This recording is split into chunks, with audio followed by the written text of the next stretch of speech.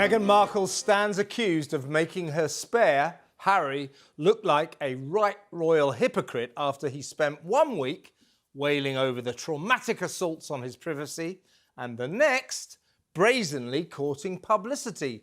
The peeved prince's deep desire to be left alone by the prying media was seriously undermined when soon after theatrically weeping in a London court, he pitched up at the Sundance Film Festival, shamelessly exploiting his own celebrity pulling power. Harry's mission was to plug a new movie he co-produced with Meghan. The difficult Duchess was said to have been insistent that her hapless husband was by her side in Utah to help promote Cookie Queens, their harmless but not exactly exciting documentary about Girl Scouts. To be brutally honest, I can't see anyone getting crushed in the turnstiles. But I, for one, simply can wait to see it. Sadly, despite Harry's self-styled magnetic allure, the premiere screening was reported to be somewhat less than a triumph, with the Park City cinema embarrassingly full of empty seats. Worse still, the dim Duke's bid to utilise his royal status to hawk his 91-minute production was slammed as the height of hypocrisy. Is it okay for old ginger nuts to despise reporters when he doesn't want them around and then pretend to like them when he does want them around, when he needs them to get the word out about the Sussexes' latest attempt to make money? You decide. Meanwhile, Mother Meghan's blatant use of her children, or rather the back of their red heads, to promote herself on Instagram also sends conflicting messages. So, do the Duke and Duchess want privacy or publicity? That is the question. Answer? Somehow they demand both. Confused? Aren't we all? Nevertheless, Harry's bitter battle with the British press continued apace as he sat in a London courtroom sobbing about how the tabloids have made his wife's life a misery, which was kind of odd, since Meghan has nothing to do with his legal action against the Daily Mail. He claims the big-selling UK newspaper's ace scoop-getters employed nefarious methods to illegally hack into personal information and intrude on his private life. The Mail calls Harry's allegations preposterous and false. The case, which also involves suing superstars Elton John and Liz Hurley, is expected to take 2 months. But already, after the balding prince's tear-stained 2-hour testimony, the proceedings have shone an unflattering light on the gruesome twosome's entitled insistence on having their cake and eating it too. Their Montecito majesties seem blind to the contradictions inherent in their quest for fame and fortune, strictly on their terms only.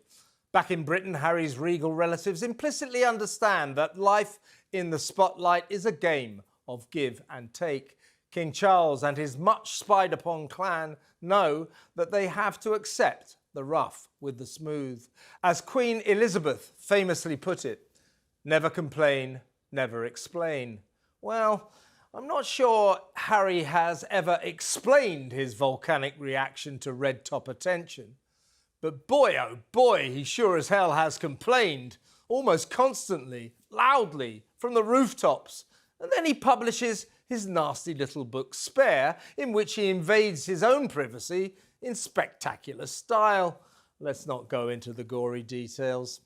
Oh, all right then, let's. Did we really need to know that our intrepid hero contracted frostbite on what he calls his todger and then treated it with his late mum, Princess Diana's favourite lip cream? Was it imperative to reveal how he lost his virginity in a field behind a country pub?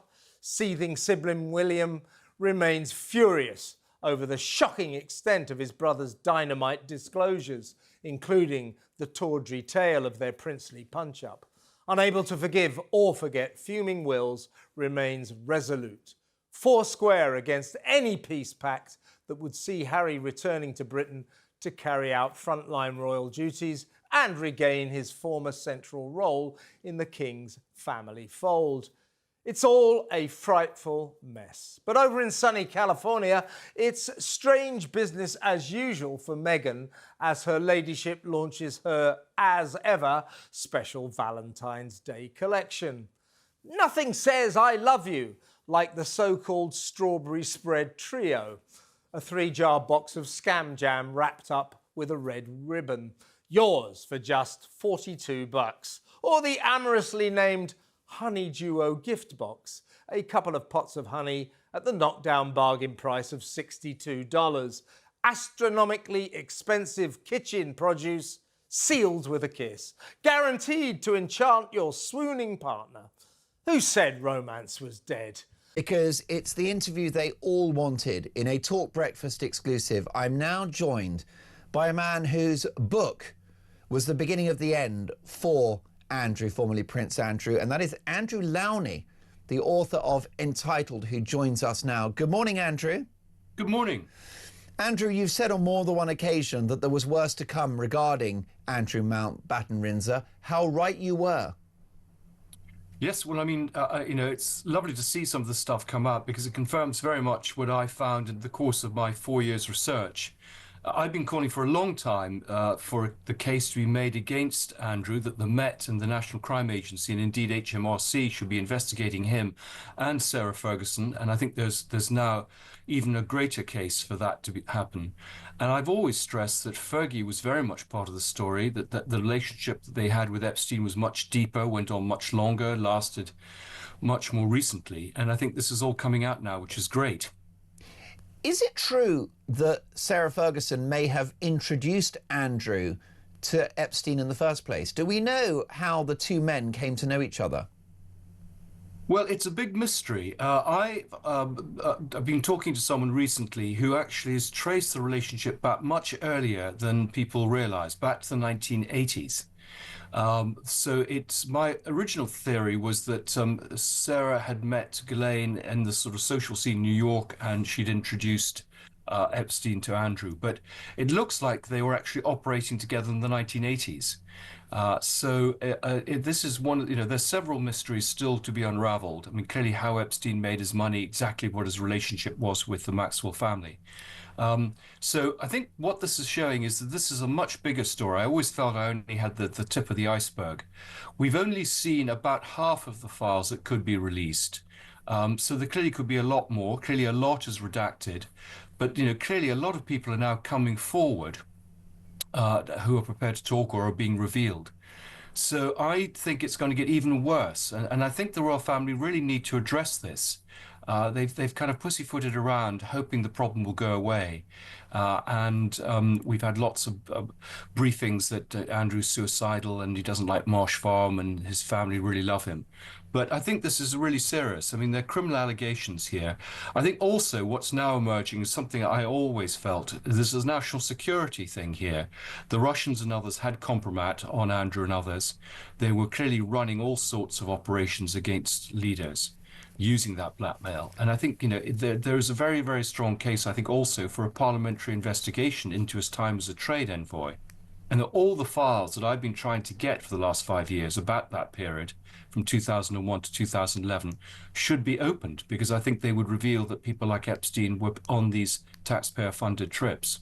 And it's not impossible that Andrew Mountbatten-Windsor was Vladimir Putin's useful idiot. Yes, I mean, there's a lot of information I've got on the links with Russia, but absolutely, Epstein was playing with lots of people. He was trading information, he was trading blackmail, and Russia was clearly one of those places, but also China. And the whole Chinese element has never really fully come out. We've got kind of sidelined onto Tenbo, but there are quite a lot of other Chinese spies around the royal family. We've got Libya. And all sorts of the Central Asian republics. I think the full story of Andrew's involvement with Azerbaijan and Kazakhstan still has to come out. I have stories of bribes and things which I couldn't put into the hardback edition, which I'm hoping, I can now put into a paperback edition. So notwithstanding allegations of a sexual nature that dog the former Duke of York, are you suggesting that it's possible that some of his actions over the years worked against the British national interest? Yes, absolutely. Absolutely. I think the sexual misdemeanors, which, I mean, I think it's pretty clear that women were trafficked to him. I think there is a strong case for investigation there. But I think it's the financial misdemeanors and the national security element, which are the two most serious. The most serious because, of course, he remains the younger brother of the King of the United Kingdom. Clearly, it's priced in that Andrew is a foolish man, a man of poor judgment and potentially of egregious behaviour. Is all of the damage done now to his brand, or could it get worse for Andrew in terms of his public perception? Well, I think it could get worse. As you say, it's difficult to see how much lower he could fall. But I think also it's going to get worse for the royal family. You know, the fact is, from my research, he was enabled and protected by a whole range of people, civil servants, politicians, and the palace. The palace have known about some of this stuff for a long time and have failed to address it. They've waited until the story broke. And I think there are big questions for the palace to answer about what they knew, when they knew it, and why they haven't acted. And you've said in a previous conversation here on Talk Breakfast with myself that you feel the King was perhaps slow to act in regard to his brother. Absolutely. I mean, even a few months ago, if he had been slightly more decisive before October, I think they could have headed off some of the problems they've got now. I mean, there's a head of steam now with the public. They're calling for wider royal accountability and privilege. There are big questions now being asked about, for example, the Crown Estates and royal finances. That's somewhere the royal family don't want to go. They certainly don't want to go to a trial of Andrew, which will raise all sorts of embarrassing issues. And so I think that there's very little chance of Andrew going to Sandringham. I think he may be on the first plane out to the Middle East. Now, that's fascinating. So it's your view that the deal brokered between the two brothers, the King, Charles, and Andrew, that Andrew could stay on the Sandringham estate for the rest of his life free of charge. You think that deal will be torn up now? Yes, I mean, I think ostensibly he may appear to be in Sandringham, but I don't think he will. King Juan Carlos of Spain was forced to flee to Dubai, where he doesn't spend all his time in Dubai. He travels around the world on private jets, continuing to do his business. And he and Andrew were very close, particularly in Kazakhstan. In some ways, he was a sort of mentor for Andrew in his activities. So I think that Andrew may go under the radar. We won't quite know where he is, but I don't think he'll be looking at the rain in Sandringham. Now, that's really fascinating. Is that because King Charles will just take the view that the optics would be so unpalatable of this disgraced figure on royal property for the rest of his life without any personal cost? Well, I mean, you know, every time we see a picture of him in his Range Rover scowling or on a horse, it's the optics aren't good. I mean, the King is keen, would prefer him to be in Sandringham than in the Middle East. He thinks he might be able to keep an eye on him there. But the fact is that Andrew can do what he wants. He's calling the shots. And I've always felt this, that he had an ironclad lease. There was clearly some deal. He was being paid large sums of money to move with all sorts of assurances, particularly about his daughters. I think the really interesting question now is where will Sarah Ferguson go and what will she do? And will she be paid off in order to keep her quiet? Indeed, because, of course, she could have a tell-all book, as could Andrew himself. If he is cast out of royal circles and not accommodated at Sandringham, is there a risk, Andrew, that he might seek revenge on his older brother and on the royal family by writing a book himself? I don't think Andrew's going to write a book. I mean, there are clearly ways of doing it, as Diana found through Andrew Morton, to tell their stories. I mean, there's always been leaking to the press. Would he not be tempted to write a book for money? Because he's going to need it by the looks of it. Well, I've never really bought the argument that he's short of money. I mean, he's inherited quite a lot of money through various trusts. He has earned a lot of money. If we think that on one particular deal, he was taking $3.85 million, on another, he was taking $5 million. I don't understand this, even with his huge expenditure. So, and he's got plenty of mates in the Middle East and China who I'm sure will bung him one or two. So I don't think he's going to need to write a book. I mean, the big worry for the family is to protect the daughters, to allow them to remain as princesses, to remain within the royal fold, and to continue to get up to business in the Middle East quietly. And I think that's the baton's been handed on to them. Andrew, stay with us. Will Beatrice and Eugenie dump their disgraced father? And could he wind up in jail? That's next. On the subject of Andrew, Howard has messaged the show. Andrew Mountbatten-Windsor, of course, the artist formerly known as Prince Andrew. Howard says, where are the facts? Where's the proof regarding Andrew? I hear nothing from your guest except conjecture. Now, Andrew Lowney, the author of Entitled, The Downfall of the House of York, it's brilliant to have you on the show. I've received some pushback from a number of viewers and listeners to the show, including Andrew, who called earlier, saying that we've hung this guy out to dry. He's been found guilty of no crimes, whilst there are other quite powerful figures who appear to have walked away scot-free. Well, I think we know the 29 co-conspirators who seem to have done deals not to be mentioned. But the fact is that Andrew hasn't cooperated with the authorities. He's never responded to any of the allegations. He fled to Balmoral during the birth of his first grandchild to avoid the summons. This isn't the mark of an innocent man. And I don't think it's conjecture. It's 4 years of research. A book which you yourself have read is heavily footnoted. And so I resent these people who say these things based on absolutely no knowledge whatsoever. Let's also not forget that whilst you were researching the book and writing it, you were pursued by lawyers working on behalf of Andrew and Sarah Ferguson.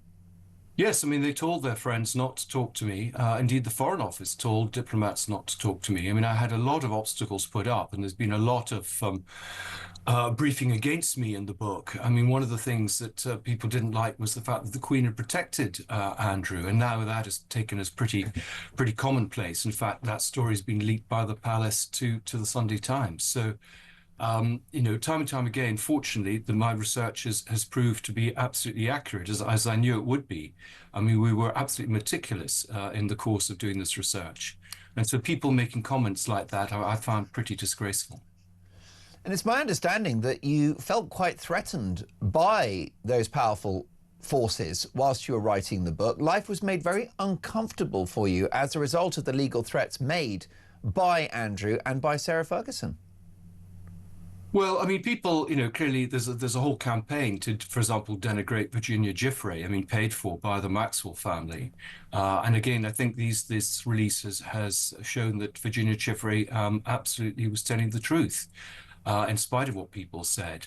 Yes, absolutely. I mean, you know, fortunately, there are a lot of people who've supported the stand I've taken, which is about just royal accountability and transparency. I'm a great monarchist, but I think Andrew and Sarah Ferguson have undermined the good work of the other members of the royal family by their behavior. And the monarchy itself is threatened by the fact that they continue to, I would say, protect them. None of this happened without a flurry of people allowing him to go into Buckingham Palace, ordering those private jets, helping to organize those prostitutes. So it's not just Andrew and Sarah Ferguson who should be in the frame. I think it's a much bigger problem. Most definitely, and we'll come to that. Now, clearly, quite provably, Andrew's actions were of poor judgment, in poor taste as well, highly inappropriate, bringing huge embarrassment to the royal family and the citizens of this country. But if it comes to light that he broke the law, is it conceivable that Andrew could go to jail? Well, he should go to jail, I believe. And I think there's a possibility she should go to jail too for some of the things that she's done. But they won't, of course. I think we still live in a pretty deferential society. The police have repeatedly not wanted to go where I think the information could have led them. And as I say, I think he'll be on the first plane out of Britain if there's any chance of a trial. What about his security? If he's not on the Sandringham estate or another royal property, he'll be a target. Will that weigh on the mind of King Charles? Well, I mean, he can pay for his own security, I mean, the way that Harry does. And I think if he goes to the Middle East, he will be provided with security there. So I don't think he's not going to be protected. So I don't think that's a problem. Do you think the girls will ultimately dump their disgraced father, Beatrice and Eugenie? Well, I think the girls, everyone says they have to make a choice, but in fact, they can quietly support of their parents and at the same time appear in public to be lined up with the royal family.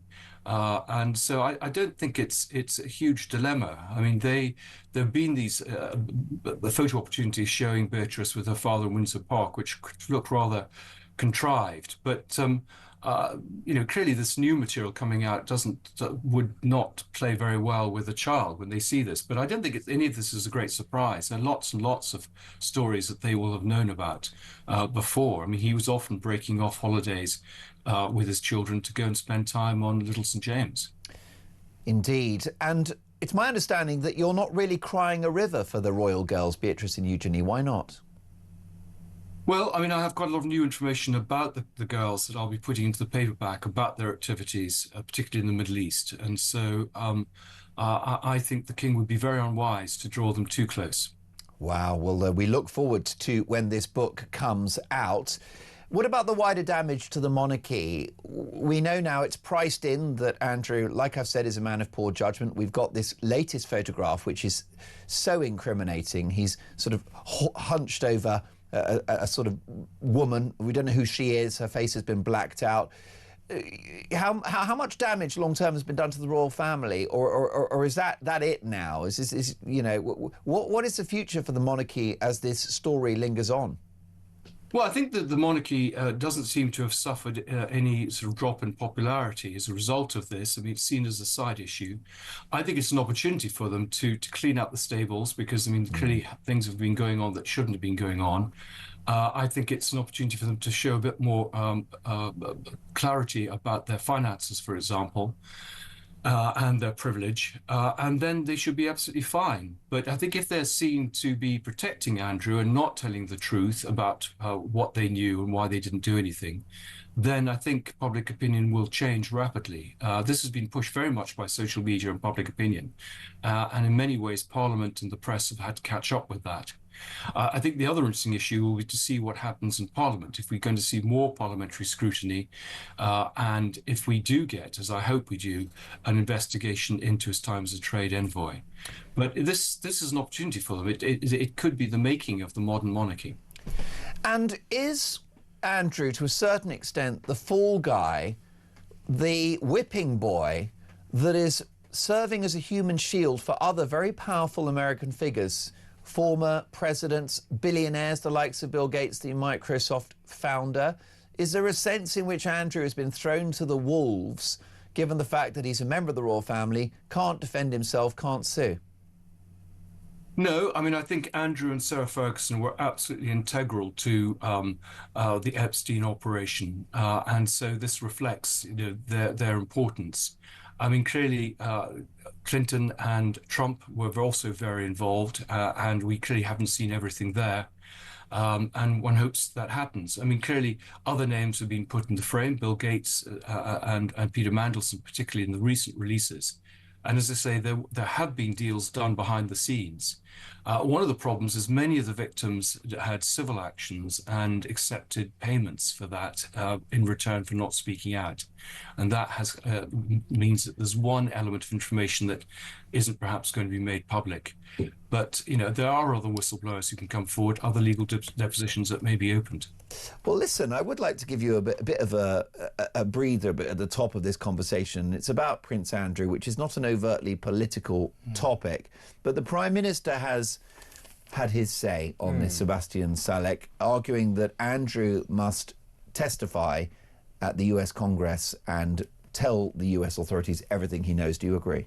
It feels like the right thing to do, doesn't it? I mean, this just gets worse and worse and worse. And who would have thought, where we were a couple of days ago, that it could have descended even further? But there we are with those haunting images that came out in the last tranche of dispatches from the Department of Justice. So, look, I think he's got to do the right thing by his victims, and he's also got to do the right things, and this is, of course, secondary to his victims, by the royal family, whose existence relies on their public perception. And I'd like to see them continue to exist. However, if he goes to Congress and testifies, would that not be an effective kangaroo court?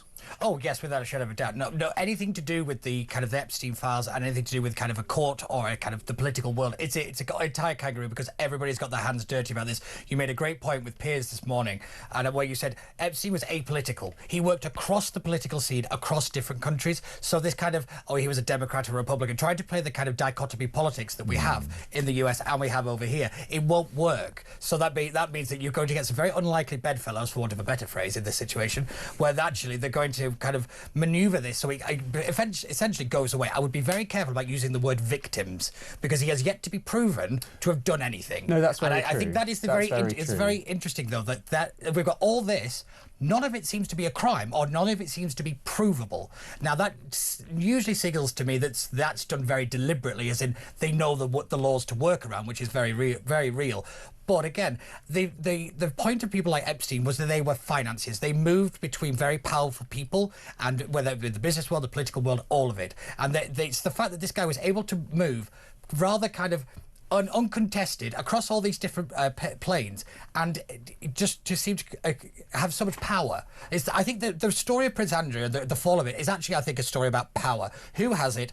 Why do they have it? And who do we know who we don't know? Sorry, who's got that power, and why do they have it? I think this is what the real story underneath all of it, because it is the royal family, it is the political establishment, it is the business world, and they are wielding this kind of, we could pay our way out of it, we can make things go away, and I think that is absolutely.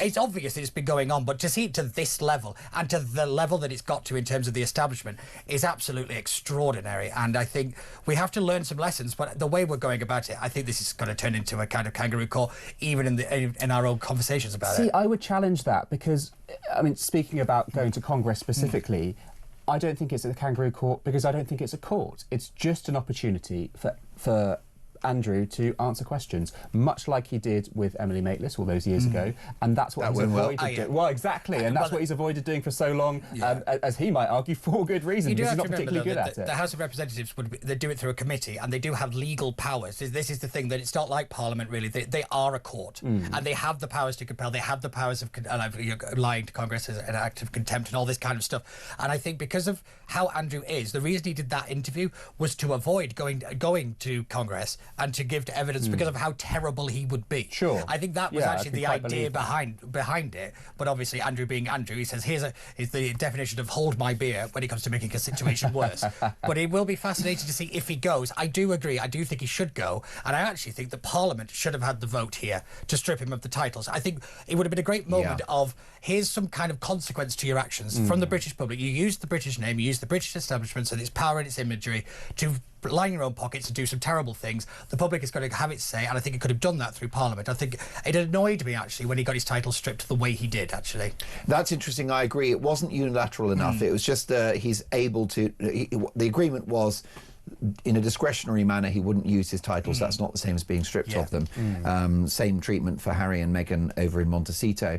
Sebastian, I do wonder, though, far be it from me to defend Andrew, but as we can all agree, he's not been convicted of any crimes as such. There are allegations from this new data dump that the Microsoft founder, Bill Gates, picked up, contracted STDs, or a sexually transmitted disease, from a relationship with young Russian models. We don't know how old they may or may not have been.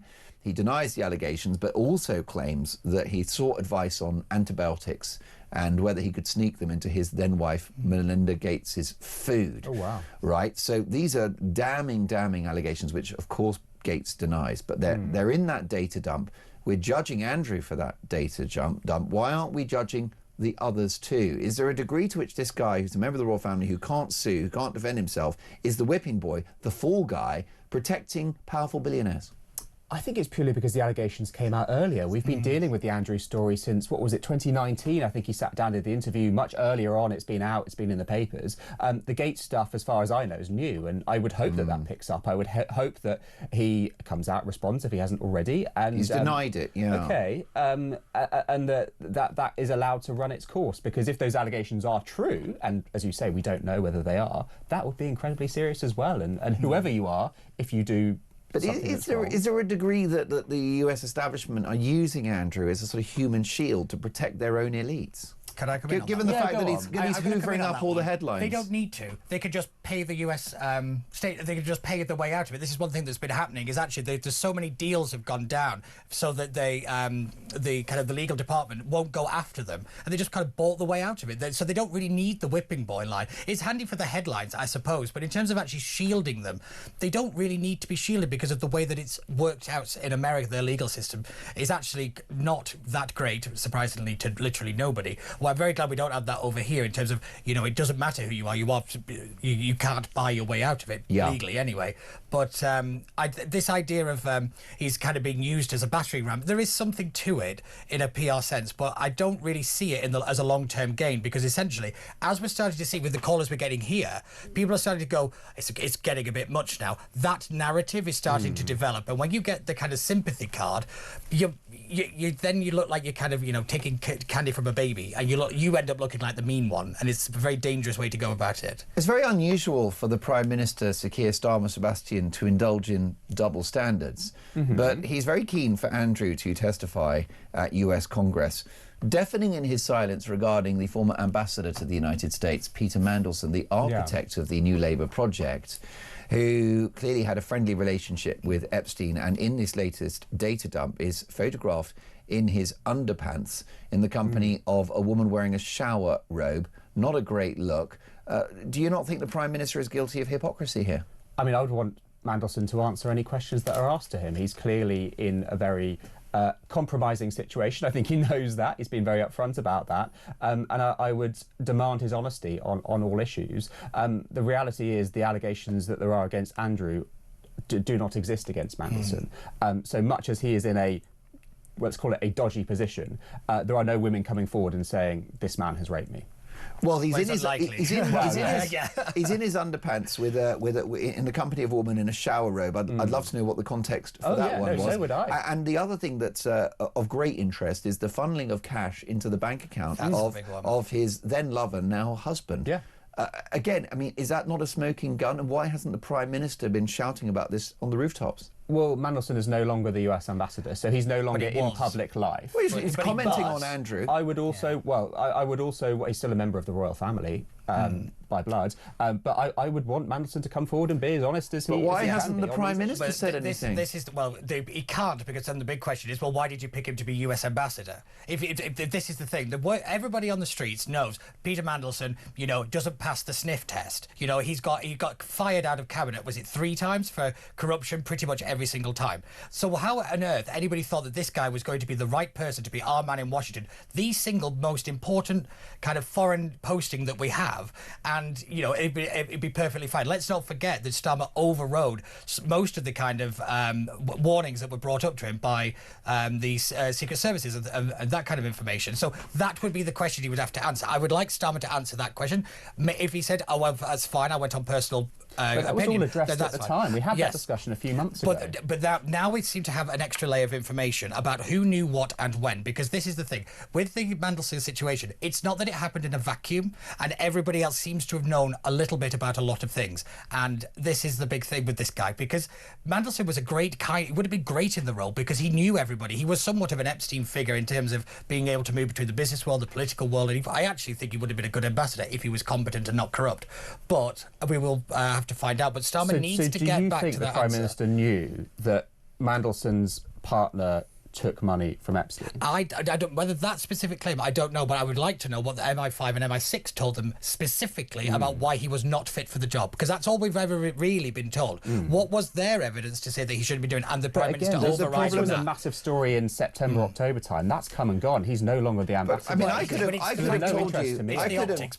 have told you prior to this data dump that Mandelson was a wrong 'un, because this is a guy who brought disgrace and shame and sleaze on the new Labour government many years ago. And I think it's a sort of shocking an example of Starmer's judgment to have appointed him in this role, just given what happened during the Blair years. Well, you could say the same for Nadim Zahawi, for example, was massively disgraced as a Tory, has now walked into reform with open arms. Isn't Nigel Farage making a big mistake by accepting somebody who clearly is tarnished? This happens all the time in politics. I don't think it's specific you're right. But that is the problem. It's just saying, this is the problem, so everybody gets to do it. It's not the point. You can hold everybody accountable for the same thing. Is that always that's what we should make a right? Well, no, but I've said that Nadim Zahawi is compromised, Peter Mandelson is compromised. Most politicians are, because we don't hold people accountable, and we kind of explain it away as, oh, this is just the political world. And we have to enforce the law, enforce standards, and if these people are wrongers, we either put them in prison or we kick them out of political life. We don't Is that do the answer? Yes. I come with no answers on this one. Out. Do you think the second Would you acknowledge that Starmer was wrong to appoint him as an ambassador, and wrong now not to urge him to go to Congress and testify as he's asked Andrew to do? I think with what we know now, it was wrong for him to appoint him as ambassador in hindsight. And I think Starmer At the time? has said that. At the time, we don't know what he knew, so it's impossible to comment on that. Well, It's a his black box. activities during the Blair years was surely enough to preclude that appointment. I don't think so, because I do believe in rehabilitation. I think you should be allowed to be given second chances. I don't Fool me think some once, dodgy shame on me. dealings Fool back me in the twice. noughties means you should commit political harakiri and never been seen in public Do you again. condemn the Prime Minister for not speaking publicly about Mandelson in the aftermath of this data dump, given that he's got a strong view on Andrew? In this most recent data dump? No, because again, he is no longer the US ambassador. If he were still in post, this would be a very different story. He's a friend of Starmer's. He's a significant Labour figure. Why has he been so silent? In name only. He was the architect of New Labour. Of course, yeah. 25 years ago, I was in nappies when that was happening. This is 2026. And he's a Starmer insider. That's why he got the US job. He's in no political role at the moment, so he's completely irrelevant in public life. But why couldn't Starmer say, I'm shocked this at is the these interesting allegations thing. about Peter Mandelson? Yeah, I know. It's fascinating. I just want to pick up on something you just said then about him being in political life, because as far as I know, he's actually just been disengaged. He's not actually been fired. He no longer has the role, but you don't get fired because they can't find a legal reason to fire him. This seems to be the big problem. And this is why everybody goes rather annoyed that he's still getting paid. Sure. So there which is a big problem. Quirk. That is an issue. It's But not the point a quirk. is, he It's is the not entire problem. US It's not a ambassador, quirk. Peter. Well, We have a new US ambassador. You're right. now. He's not US ambassador, but also Andrew. He's still taking money. No, but he's not US ambassador. Yeah. Well, Andrew is not Prince Andrew Yes, anymore. but you can see how Andrew's out of office too. The royal family is decided by blood. And whether you have your title stripped, you are still a member of that family, and ever shall you be so. You can fire someone from political office, he's not front line and they go anymore. from in the job to no longer in the job, and they become a civilian. Yeah, it is not possible for a royal to become a civilian in the sense that they will always have, for want of a better word, royal blood. So your argument is that he's, whilst no longer the Duke of York or Prince Andrew, he's associated with the royal family. And always will be. Okay. And Peter Mandelson is associated with the Labour Party and always will be. Well, the bad headlines keep coming. Is it now priced in that Andrew is a wrong-un? Can any more damage be done to his brand? I think it is priced in, but I think more damage can be done. I actually do. I thought the Telegraph piece today was really interesting because it showed that courtiers behind the scenes at the palace are really exasperated and just think Andrew can't remember. So he keeps reassuring them, don't worry, there's nothing more to come. It's all going to be fine. Obviously, he protests his innocence and always has done. And then something else comes out. And so they've now sort of resigned themselves to the fact that Andrew just simply doesn't remember. He doesn't remember how many millions of emails he sent. Pictures were taken. I thought it was very interesting in the Epstein files when I saw Mandelson in his Y fronts. Yeah. That picture didn't appear to be taken with his consent. So I just wonder whether there are images or videos out there that Andrew didn't even know were taken. So how could he possibly know whether it's going to come out or not? And we know that at Epstein's lair, his New York townhouse, there was a room with lots of little screens in it, big screens, little screens, computers, and it looked like he was using surveillance to monitor people that came to stay at his house. We know Andrew used to stay there a lot. So the point is really, there could be any number of things to come out, and actually Andrew just simply has no idea. Now, as you've reported in the Mail on Sunday, Charlotte, it appears that the King, Andrew's older brother Charles, has brokered a deal with Andrew to accommodate him on the Sandringham estates, free of charge for the rest of his life. Is that a deal at which King Charles is going to have to think again? I don't think so. I actually think the King's been very sensible because he said privately, we have to stop Andrew from falling into the arms of another high-powered, influential, dodgy person like Epstein, maybe somebody in Bahrain, maybe somebody in the Middle East. The last thing we want is for this to ever happen again. So the King's actually thinking, I need to give him some amount of money and accommodation to keep him in the stables and where I can keep an eye on him, basically. And actually, Marsh Farm isn't very lavish. I know what you mean, because I would prefer Andrew to have absolutely zilts, nothing. But I think that he has to be contained somehow. And if he goes off to the Middle East and lives in some palace provided by God knows who, this could happen all over again in 10 years' time. And it might come at a price. The other question I've got for you in regards to the royal family, the dynamics, there was some suggestion that perhaps Anne, who's an influential figure within the family, felt that perhaps the treatment of Andrew was a little harsh. What do you know about that? Do you think that Anne is sympathetic to Andrew to a degree?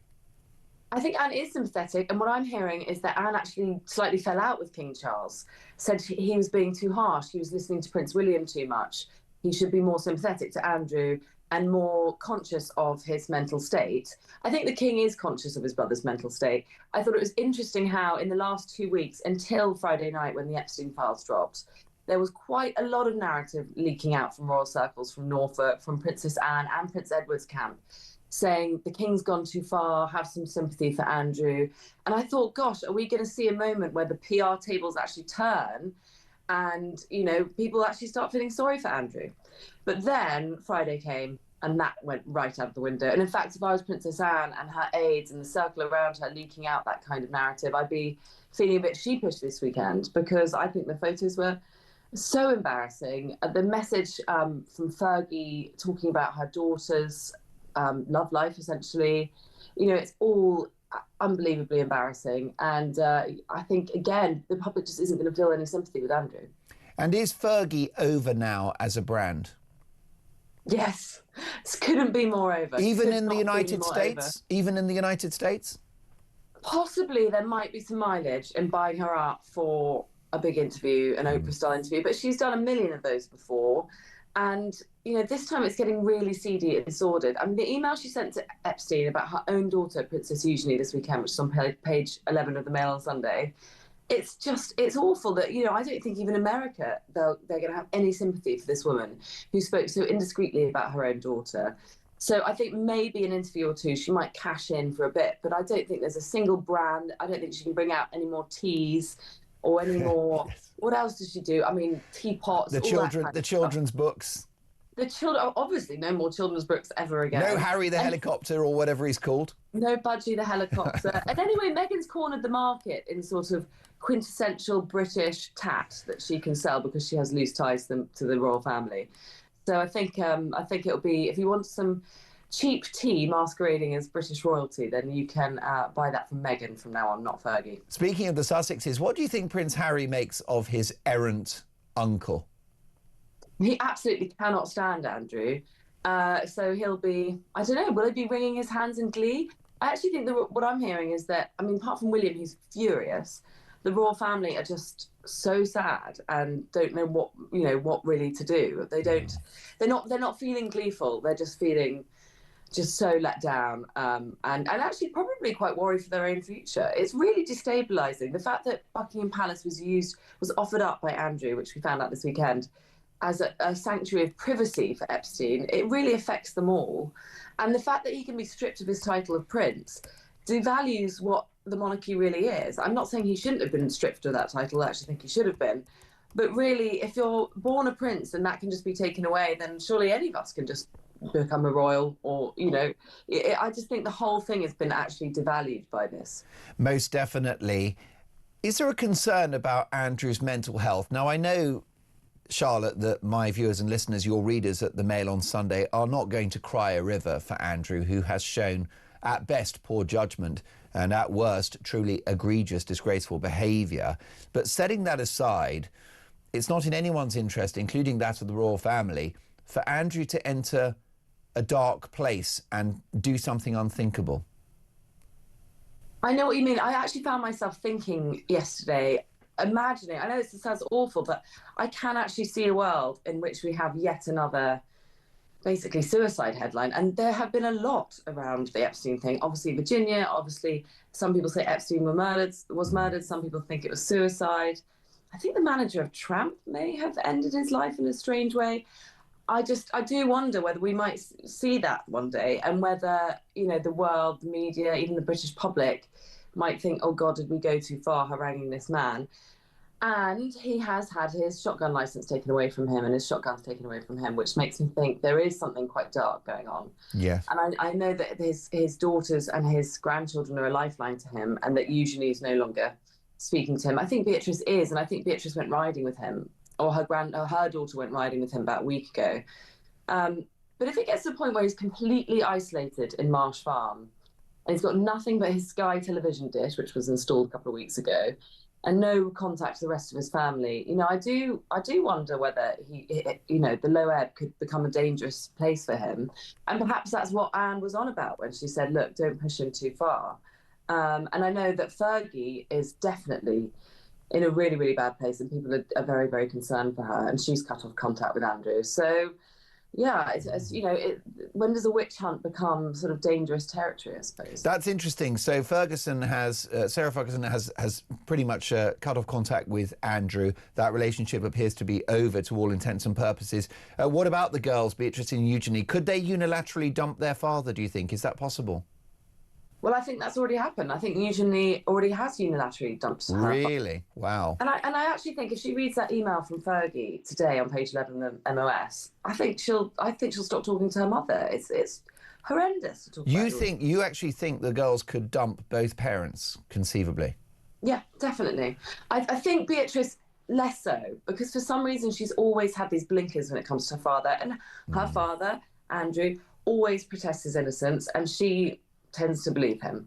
However, Eugenie is a much more grounded individual. I've met her a few times. She's quite normal, actually, as princesses go. And I just think she sees the reality of the situation. And she runs the Anti-Slavery Collective, which is, a charity against trafficking of women and girls. So she's knowledgeable on the subject. I think that's the definition of awkward. Charlotte, before we let you go, one final thought, which is about the haranguing of Andrew. It's important to stress he denies any serious allegations. He's never been convicted of a crime as such.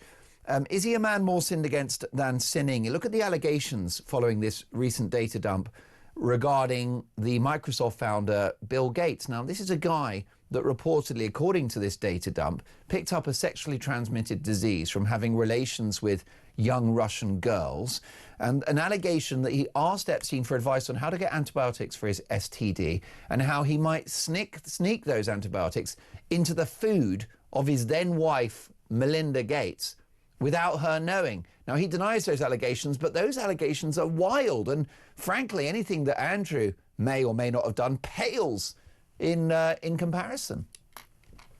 Gosh, well, if I was clutching at straws and I had to compare the two men, yes, Bill Gates comes across worse. But the reason is because Andrew's wife/ex-wife, life partner, Fergie, was in on the whole thing and going along for the ride and enjoying the free money and turning a blind eye to all the dodginess that was going on. Whereas Melinda Gates, obviously, had a moral compass. So, I suppose Bill Gates had to resort to those horrendous, dastardly tactics, if they are true. Whereas I guess Andrew was out in the open with Fergie. He said, this is my lifestyle, come along for the ride, cash in if you want, this is what I'm doing. So he had that luxury, which Bill didn't have.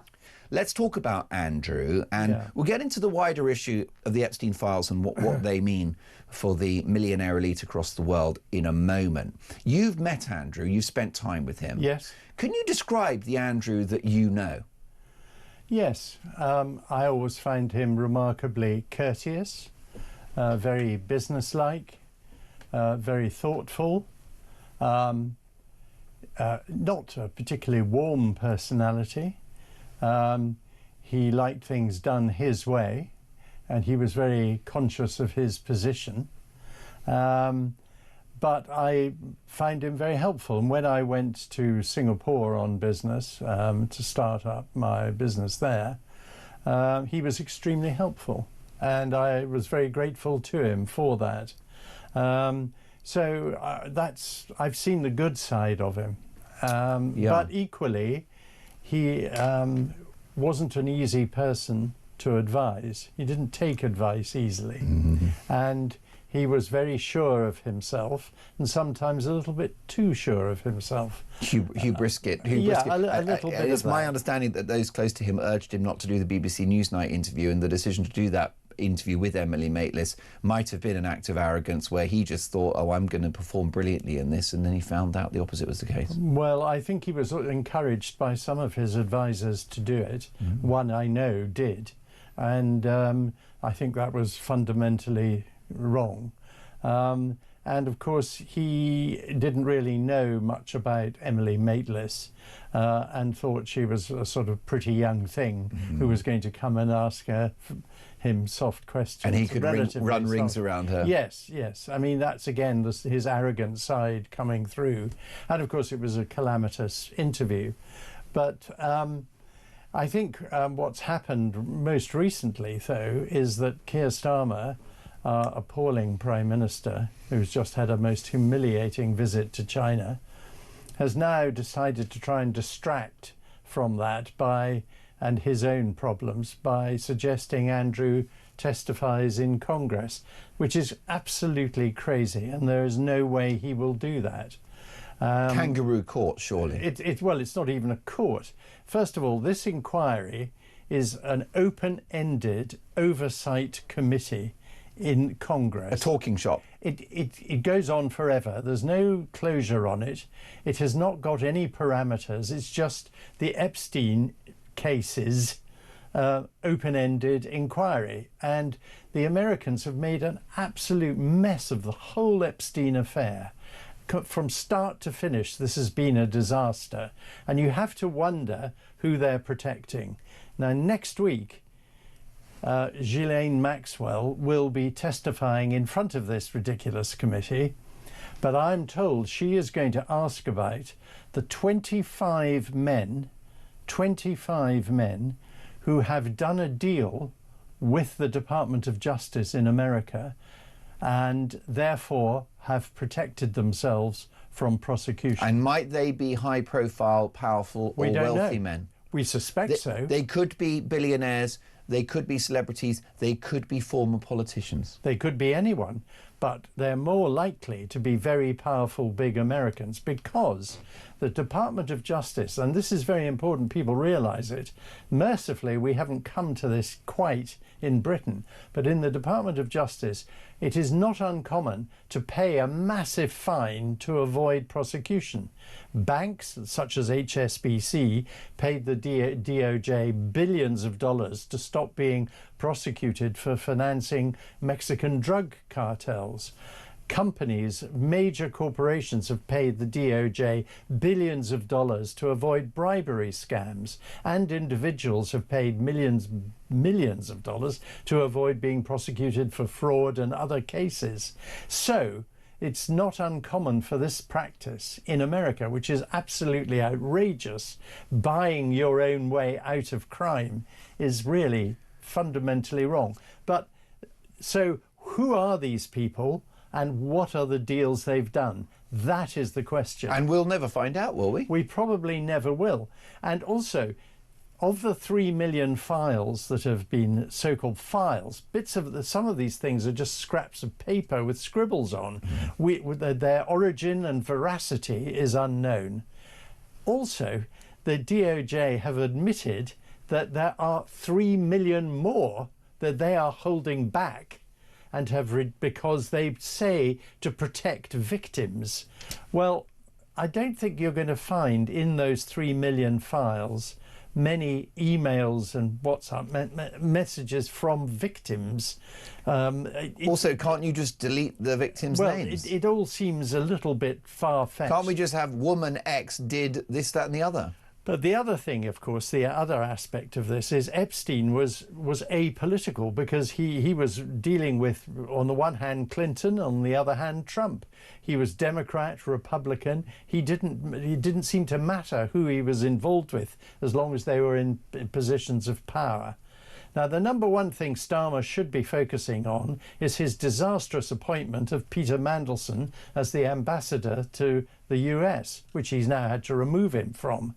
And in these pictures, we see a disgraceful picture of Mandelson in his underpants, which is a most bizarre picture. Which, by the way, his defence has always been that he's a gay man and therefore sex won't have been a motivation for his relationship with So what is he doing, Epstein? wandering around talking to some woman in a bathrobe in his underpants? And he says he doesn't, apparently he said he doesn't remember this. Well, he bloody well ought to, I'm sorry. But what's much more important is that what has emerged, he was asked by Epstein to change government policy when he was business secretary, and he said he was looking at it, and it was bankers' bonuses for Mandelson's friend Jess Staley, who was at the time JP Morgan, then moved to become head of Barclays the whole thing Bank stinks. Here, and Staley and Epstein masterminded the sale via Peter Mandelson of a taxpayer asset, a subsidiary of the Royal Bank of Scotland, which was sold for hundreds of millions of, sorry, it was billions, I think, $1 billion at least, to Staley, who then sold it on. And the question is, should there not be an investigation into the way that transaction was handled, as it was taxpayers' money at risk here that was going via Staley, Epstein, Mandelson.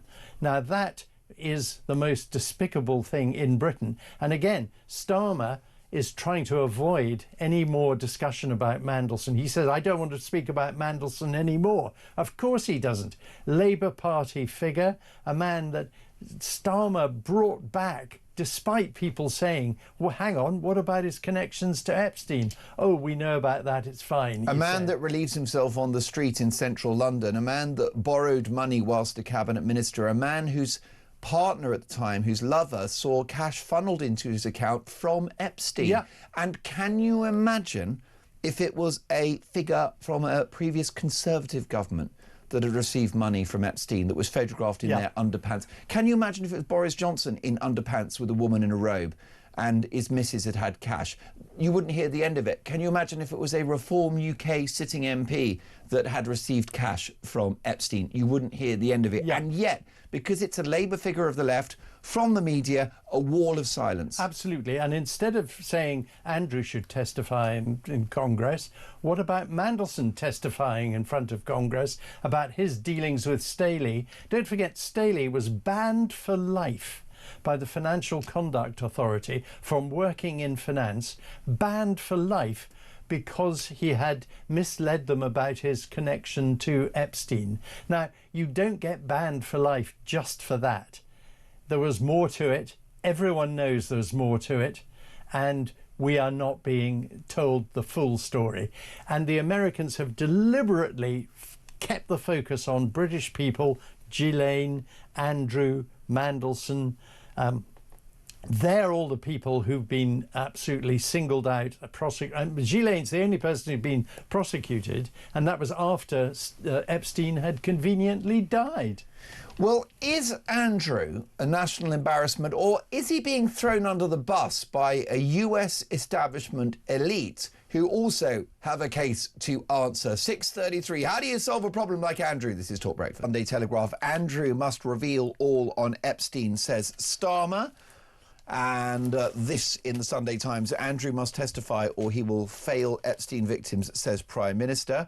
And Mail on Sunday, Epstein files exclusive. Monster's sex empire was honey trap, bankrolled by the KGB. Could Andrew wind up in prison? I doubt it.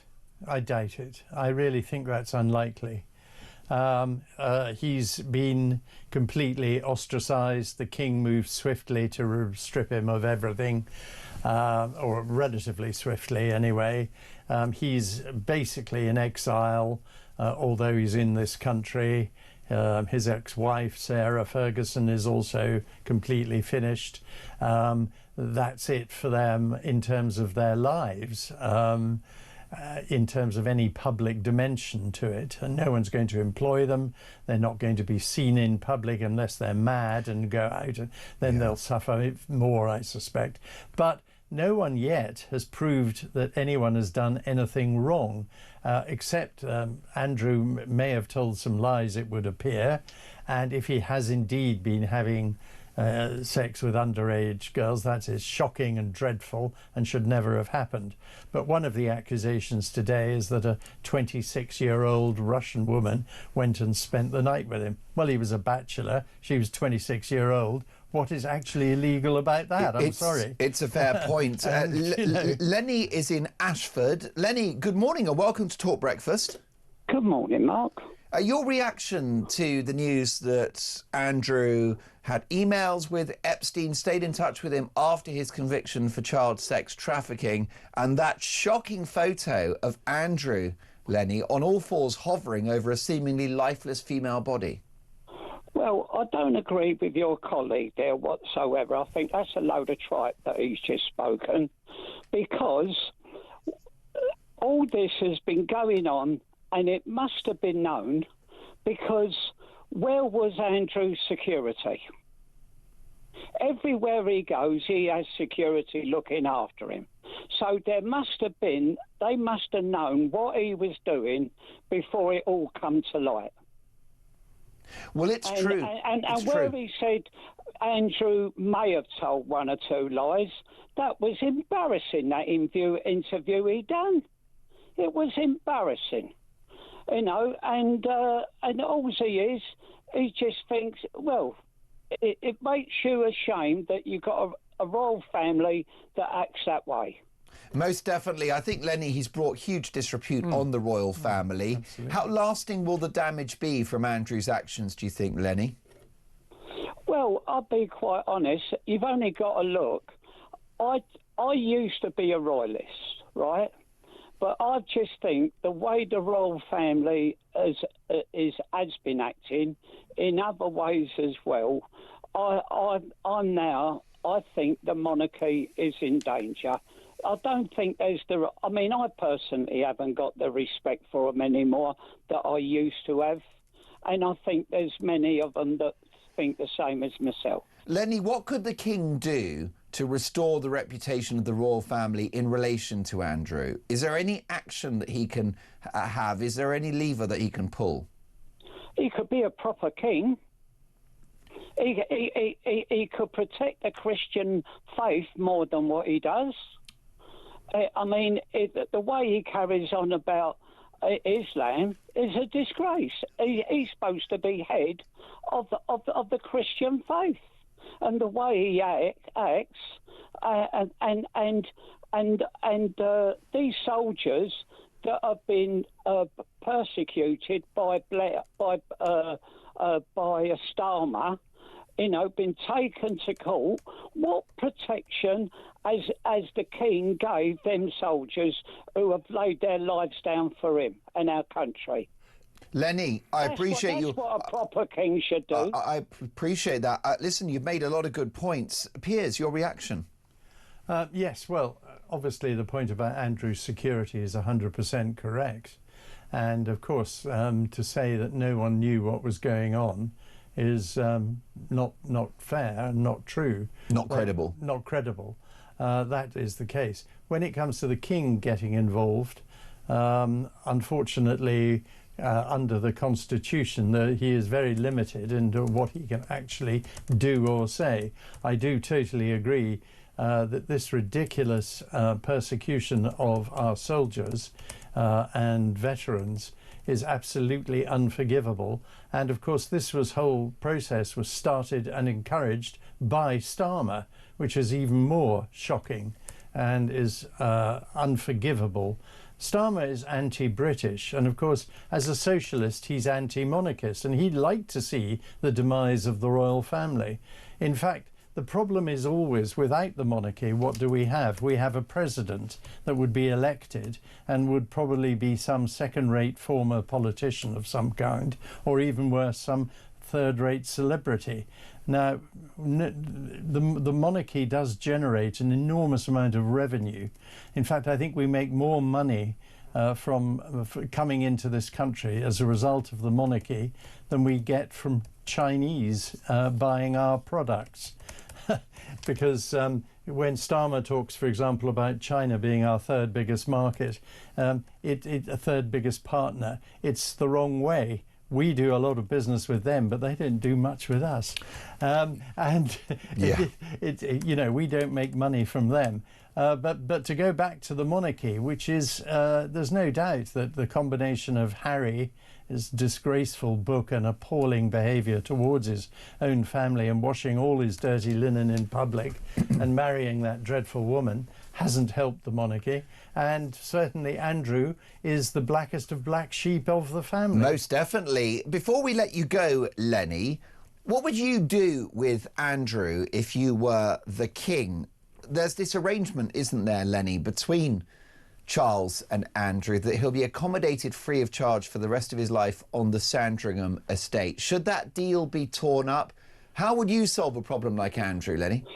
Well, the one thing, he has got to be protected, right?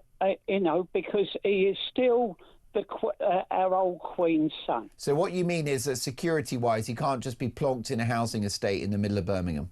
No, No, he's got to be protected because he is, and it's the same as Harry. Right? He's got to be protected because he is the king's son.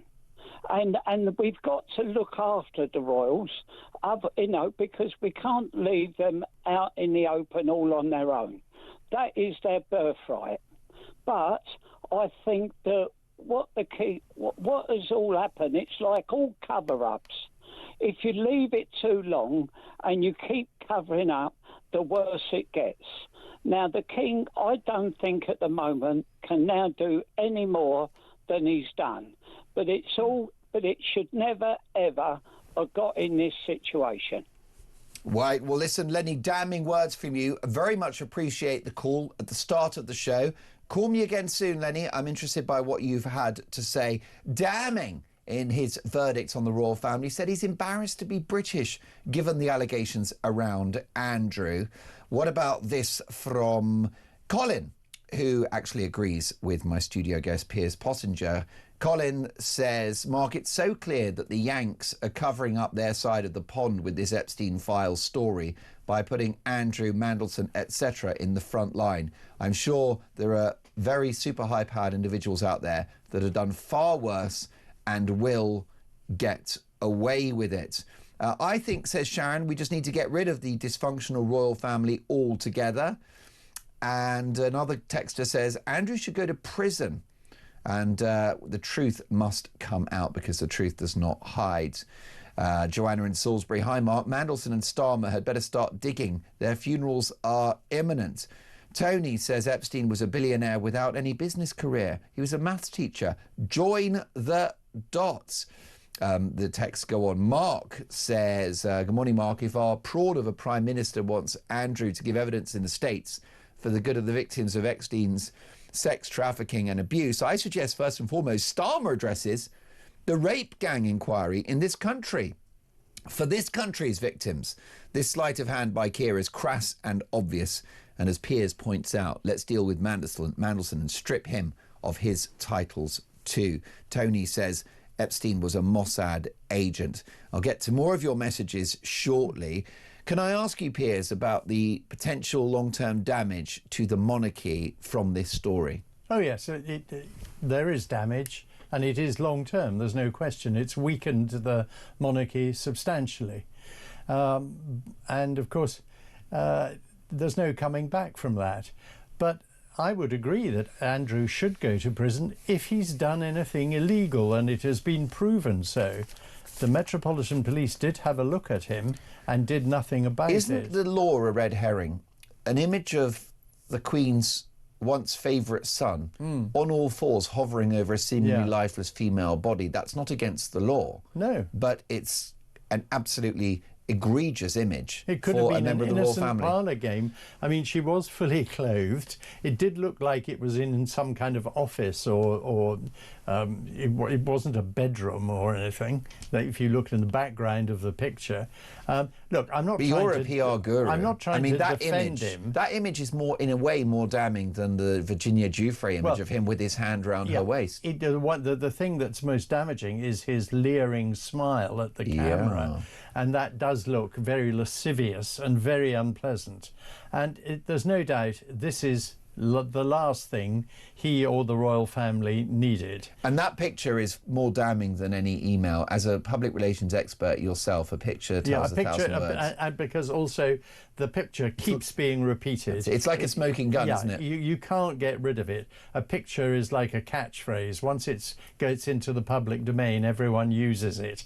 And it's there all the time. You can't undo a photograph. Well, I mean, you can tinker with it and alter it, of course. But it's out there in the public domain. And again, I mean, the context of this photograph is unclear, and you cannot rush to say he should be in prison just because of a photograph like that. I mean, this is just people getting far too carried away, may I say, and they're only getting carried away because of the context that we have here and the impetus and the spotlight that the Americans insist on showing. Out of 3 million files, we get this.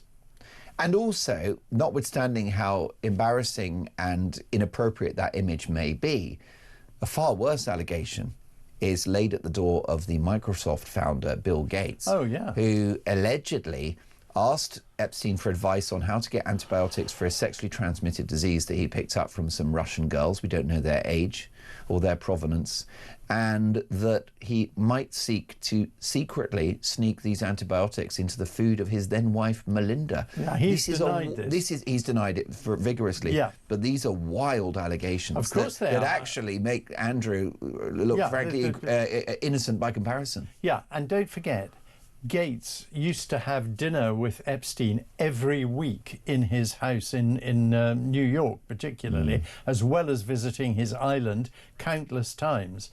And these are the kind of people, I mean, one wonders, I mean, don't forget, none of these people were called into any kind of trial. Of course, Epstein died before there was a trial, very conveniently, for a lot of people. And Ghislaine's trial, which was after Epstein had conveniently died, was an extraordinary trial by any legal measure, and she was quickly dealt with, given 20 years for supposedly trafficking without any real evidence. And don't forget, Virginia Giuffre was thought to be such an unreliable witness. She wasn't even called in the Ghislaine Maxwell trial, and yet everyone believes a dead sex worker's memoirs ahead of anyone else's words. So there's an awful lot of stuff here that is very hard to prove or disprove, which is why the whole thing is such an enormous mess. It seems to me the only people who benefit from this mess are the very big figures in America, who so far have got away with it in quite a... I mean, Clinton was a very close friend of Epstein. Well, he used the Lolita Express, Epstein's private jet, like a bus service. Yeah.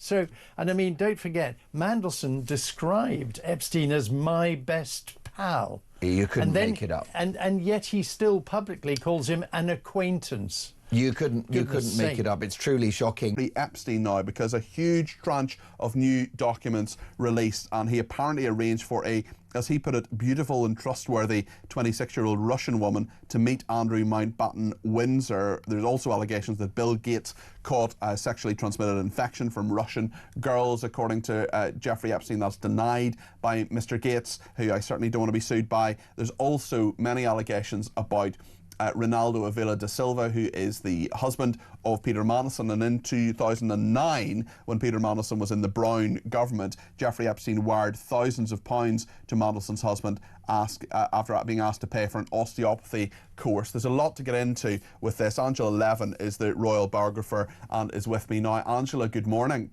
Morning. Let's start with Andrew Mountbatten-Windsor. Yet more disgrace for him. The 26-year-old Russian woman may well have been an adult, a consenting adult who knew exactly what she was doing, but she might not have been, and certainly he denies all the allegations against him. But we have this photograph as well of him on all fours with his hand on a woman's stomach. It's not exactly very dignified, much like a lot of his behaviour, Angela. Yeah, no, it isn't. But it is in a way more of the same. We know what he's like. We've heard what he's like, but he actually hasn't been sent to court for anything yet. We can't quite see. I mean, Epstein sent him a few emails with G is just with you, or G will be there with you. We don't know whether G, who she is. Ghislaine Maxwell, no idea at all. So I mean, it could well be, but we don't know for sure.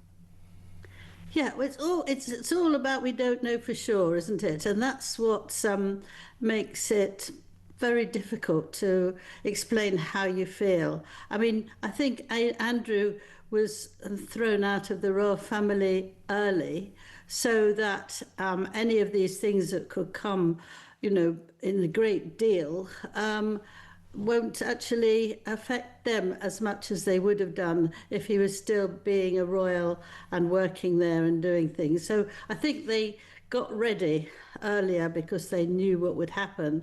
But nobody's going to sort of like him anymore. Nobody wants to have anything to do with him, really, and indeed not his ex-wife. But I think the whole thing makes your stomach turn, but you don't know quite actually how much it can turn. We certainly haven't got a full picture. Do you think we ever will? Because Andrew doesn't look as if he's going to America anytime soon to testify to Congress. Doesn't look as if the Clintons are going to testify. They have said they're not going to do that. They say it's essentially political, and we won't hear very much more, I would imagine, from Peter Mandelson either. No, it's annoying, isn't it? Because ordinary people would have to do that somehow. But because in America they can't absolutely force someone to go there, I can't see anyone saying, well, we'll come and see how we get on from that. I don't see that it's right that they're not pulled over, but, you know, that's the law and that's what we have to accept. You know, it's all over the papers everywhere, but you can't actually get going on it. You know, it's all, is it? Could it be? Yes, we can't know. Do you think the royal family have done enough in regard to Andrew to insulate themselves from this and any further revelations that could come out? Because he, of course, denies all the allegations against him, but from their perspective, there's not much more to do, really, is there? Essentially exiling him to a smaller home paid for on one of their estates. Yeah, I mean, it's apparently not a very nice place at all. It gets very muddy very easily. There's no space there. He can't entertain should he want to. I think they've tried to make it like that. They can't say you no longer exist as a royal family because he's not existing as a royal family. And I think that they've done as much as they can. I can't see how they can do anything else within the family because he is a member of it. He's a brother and, you know, you can't do very much more. Princess Anne, who's quite a strong woman, and she thinks they've been much too hard on him, the royal family. So that's quite interesting, really, because she's, you know, very sort of organised and straightforward, but that's what she's saying. She's not happy about it. She thinks it's unfair, and he obviously is in a very deep depression. But well, yes, Angela, certainly he's not having a good time. 1 year after Epstein's jail release, he fixed a Russian girl for Prince Andrew. Jeffrey Epstein, of course, the late disgraced paedophile financier, arranged for and I quote, beautiful, trustworthy 26-year-old Russian woman to meet Andrew Mountbatten-Windsor, of course, previously Prince Andrew. Shock files released last night's show. The paedophile financier emailed Andrew in 2010, a year after his release from jail for soliciting prostitution from a minor. Andrew replied to the email, said he would be delighted to see this young woman and asked, will she be bringing a message from you? And has she got my number? Let's get reaction from Talk's royal correspondent, Rupert Bell. Rupert, I know that you're limited on time, and I'm very glad you've joined us for this breaking news, this developing story. A new low for Andrew. Yes, but I wonder if there's a feeling of, well, here we go again, the sort of shrugging of shoulders of yet more revelations about Andrew's links with Jeffrey Epstein, because we know a lot already, but it does seem we've got every time something comes out and saying, well, okay, here, you know, I'm not saying it's right at all, but you beggars believe that Andrew could even get himself into this situation, which he, of course, firmly denies that he's done anything wrong. And so I look at it and go, it's appalling. And then it questions invitations to Buckingham Palace shortly after he was released to celebrate, or I think Sarah Ferguson wrote to him, so that they could celebrate Andrew's 50th birthday in 2011, I think it is. So, you know, it really is Andrew, in terms of Andrew, you just feel, Mark, as if he's the one that is always out there in the front of these Epstein files.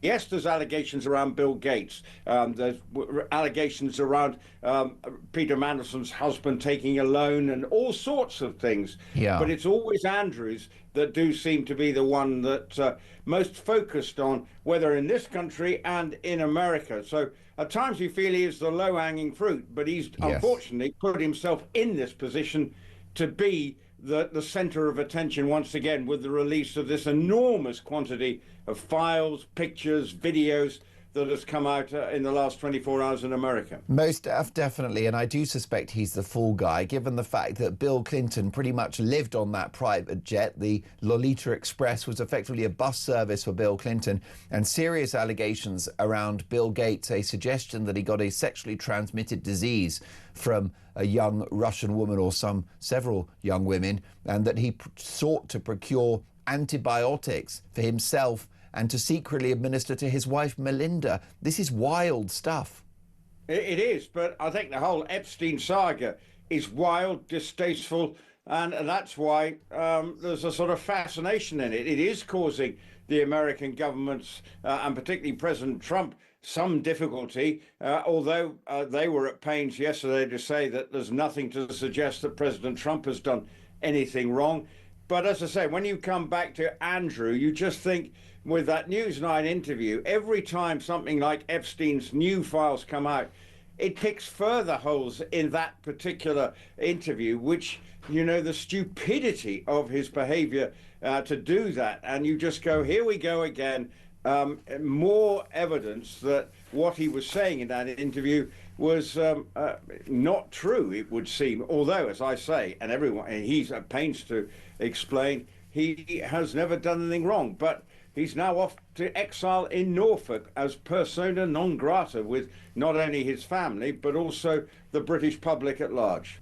I'm overwhelmed with all of this horrific and vulgar information we're receiving thanks to the Epstein files. We're going to have to probably speak to you every day for about the next year, my darling. Thank you for joining us. Over here, there's political in terms of Mandelson. You probably know him. He's a high-ranking politician who's pictured in every paper in his underpants this morning, which is awful. But let's talk Andrew and Fergie. Well, yeah, and don't forget, after months of defying congressional subpoenas, Bill and Hillary, they finally agreed to testify in the House Oversight Committee's investigation. And that is just a last-minute decision because they were fearful that there was going to be a scheduled vote that could have referred them to the Justice Department for possible prosecution. So the political side is heavy over here, too. It is extraordinary. And we'll talk about Andrew and we'll talk about the whole royal thing, but just from an American's point of view, loads of conspiracy theories over the weekend here in the newspapers about how this man, Epstein, managed to garner such power, such money. People are saying that he was at the behest of Mossad, the Israeli forces, and also the KGB. This man had millions, billions, it seems, but also the ear of some of the most powerful men and women in the world. How? Yeah, and if you read his emails, he can't spell to save his grammar is horrible. And you're just thinking anyone, like, why would an Elon Musk who is self-made, why would a Bill Gates not immediately, why would a red flag not immediately go off when they're trying to communicate with someone like this? And I think the fact is, it was a boys' club. This was supposed to be a secret club that we never found out about. It was all about debauchery and sin, and ultimately that is what attracted these types of people to someone like Jeffrey Epstein. They felt like they were protected and that they could go do whatever they wanted and to do and get away with whatever they wanted to get away with, and Jeffrey Epstein was going to protect them. Do you believe that, I mean, I've been saying it all morning, in terms of Peter Mandelson, who just played that clip. Oh, I didn't know what was going on, I'm gay. But you're on the front of the newspaper with a woman in your underpants, for Christ's sake. Of course you knew what was going on. He's buying an £8 million house in London, £8 million, whilst his boyfriend is being sent 10 grand by Epstein to pay for a physiotherapy course. That doesn't add up. Let's talk about Andrew and Fergie. I mean, I have to tell you, we've talked about the royals for years. You know my background. I know Fergie. Used to. That email at the weekend turned my stomach. You take your 2 young daughters to see a man who's just come out of prison for soliciting young girls to dirty old men with a begging bowl. You call him darling. You say, marry me. She is as complicit as Andrew in this. This is the most I think this is some of the worst stuff the royal family has ever had to deal with, by a mile. Right. And, you know, same with the politicians. You are who you associate with. And that's why this turns our stomach so much, because, and that's why we were so relieved when King Charles did what he did over the summer and stripped him of his titles.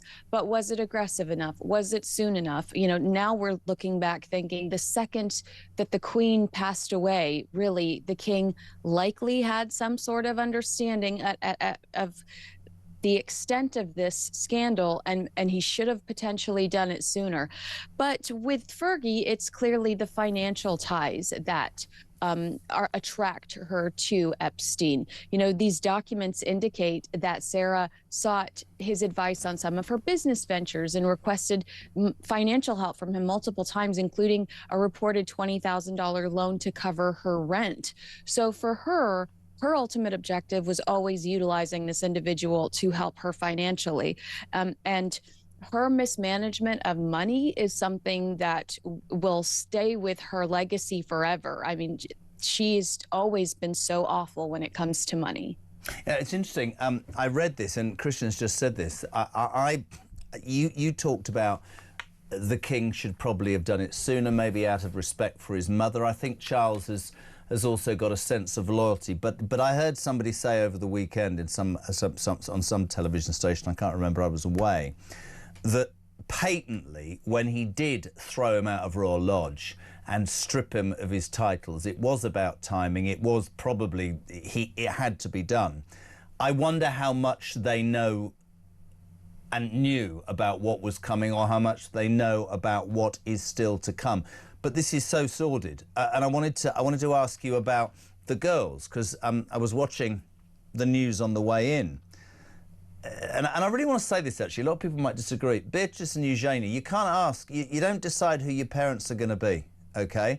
And I've read a lot of people online saying, "Oh, these girls are complicit." No, at 8 and 9, if you get taken to a paedophile's house by your mother, you're not old enough to be able to question it. But I would actually... I did check it, JK. They were 18 and 20. I did look that up earlier. Oh, they were 18 and 20. Oh, right, fair enough. Yeah.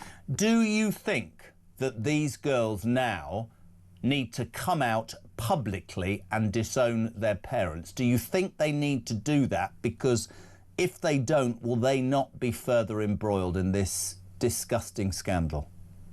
I do, because I think that the daughters are mixed up in some of the financial, the problematic financial relationships that their parents have. And look, I mean, again, you are who you associate with.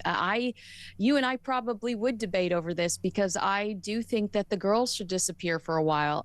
Should we punish them for their father's sins? No. But by the way, former Prince Andrew says he's innocent. But I do think that they're not potentially as innocent as we would like for them to be when it comes to financial relationships that they share with their parents, and financial benefits that they share thanks to their parents. But we will debate it, because that's what I love about the world. We should always be able to debate anything. You're saying that if they have benefited, are you telling me that, let's say money came to Sarah or Andrew, let's just paint a picture, and that's proven to come from that disgraced paedophile, Jeffrey Epstein, that by accepting or being embroiled, are you telling me you think they knew it came from Epstein, the money? That would be the big issue. That would be the big issue, right? Yeah, I mean, or even people that Epstein introduced their parents to. I mean, I know that like Prince Andrew at one point's reaching out to Epstein about a deal in Afghanistan. I mean, if in any way, shape, or form, I mean, they did, JK. They got on a plane with their mom and they went to visit Jeffrey Epstein after he got out of jail for soliciting a minor. I mean, well, I didn't know the age. You've absolutely put me right there. There's a difference between 18 and 20 and 8 and 10. Completely with you on that. Maybe they do have to. But then, of course, the King has been very supportive of the girls. He has. I think that he has a huge heart, and that's one of my one of the reasons why I love him is because of his huge heart. But I worry that being seen with them will anger people and will jeopardize his reign. Really interesting. A few quick questions. By the way, Steve in Cambridge says, brilliant. This is my favourite section of the show, Beauty and the Beast. I think it's That's very sweet. I think it's pretty awful of him to call you a beast, to be honest, don't you, Steve? That's terrible. Right, very quickly. Talked about the Clintons finally agreeing to give evidence. In the States, right, is the Epstein saga as big as over here? And how have they reacted to that about an ex-president and his high-profile wife?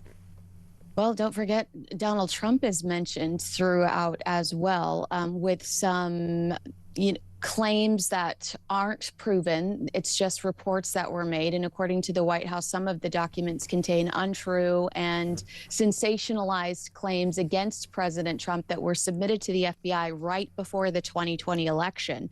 And so the Department of Justice said, to be clear, the claims are unfounded and false. And if they had a shred of credibility, they certainly would have been weaponized against President Trump already.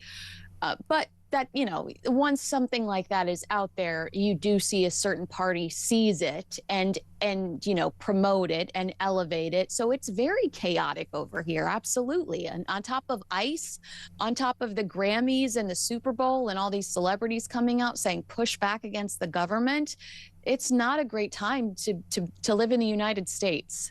Do you believe that Clinton or Hillary Clinton, Bill Clinton, could end up being prosecuted?